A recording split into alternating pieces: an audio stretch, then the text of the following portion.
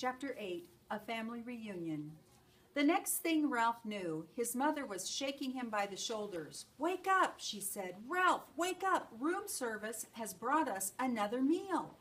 Room service? Ralph rubbed his eyes, not believing what he had heard. Room service has brought our dinner? Yes, a real feast. A whole blueberry muffin and a chocolate chip cookie, said Ralph's mother. "Get up. We are having a family reunion."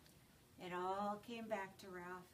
"Oh, room service," he said, understanding at last. "You mean the boy, Keith." "He's room service to me."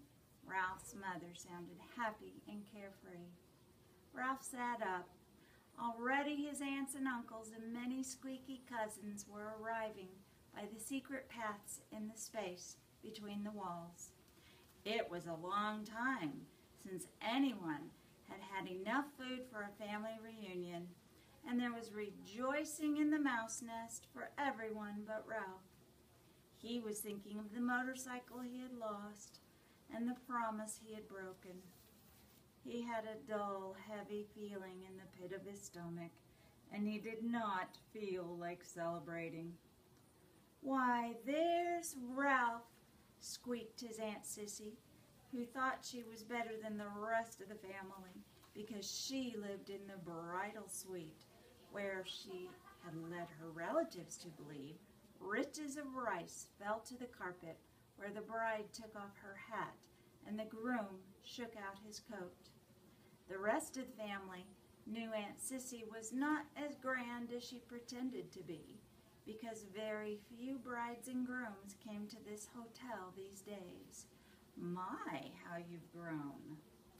Ralph never knew what to say when people told him how he had grown. "Well, well, if it isn't Ralph," said Uncle Lester, who had a nest inside the wall of the housekeeper's office where the maids dropped donut crumbs every morning at 10 o'clock when they had their coffee.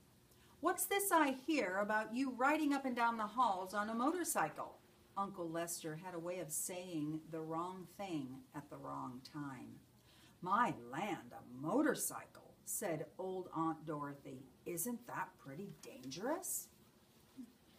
"Wouldn't mind riding one myself if I were a few years younger," said Uncle Lester. All the little cousins came crowding around Ralph. "Show us your motorcycle," they squeaked. "We want to ride it. Come on, give us a ride on your motorcycle, Ralph, huh? Ralph? Come on, Ralph, please." Ralph knew he was expected to be polite to all his relatives, even the squeaky little cousins. Well, embarrassed and ashamed, he looked down at the floor. "I sort of lost the motorcycle in a pile of sheets and pillowcases." "Lost the motorcycle? Oh, Ralph!" cried his mother, genuinely alarmed. Ralph knew what she was thinking. Did this mean the end of room service? Did she have to go back to pilfering crumbs for his brothers and sisters? "That's a young mouse for you," said tactless Uncle Lester. "Can't take care of anything." "If anybody asks me, I think it's a good thing he lost it," said Aunt Dorothy. "Riding a motorcycle is just plain foolhardy." All the little cousins looked disappointed and sulky. "I don't think he ever had a motorcycle," said one. "I bet he just made it up," said another, and the rest agreed. Ralph felt terrible. The family reunion swirled on around him. The muffin and the cookie were divided. Cousins fought over the blueberries.